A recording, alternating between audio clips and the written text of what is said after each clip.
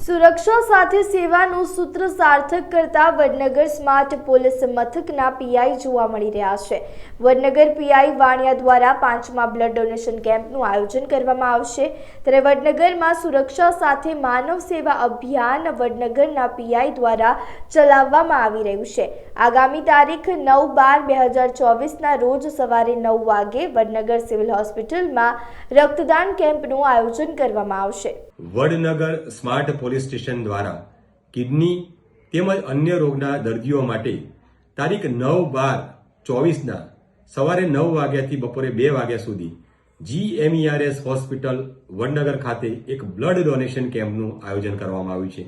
આ blood donation કેમ્પમાં હું મહેસાણા જિલ્લાના તેમજ ખાસ કરીને વડનગર તાલુકાના નાગરિકોને અપીલ કરું છું કે આવો આ બ્લડ ડોનેશન કેમ્પમાં આપણે સાથે મળી વધુમાં વધુ બ્લડ એકત્ર કરીએ।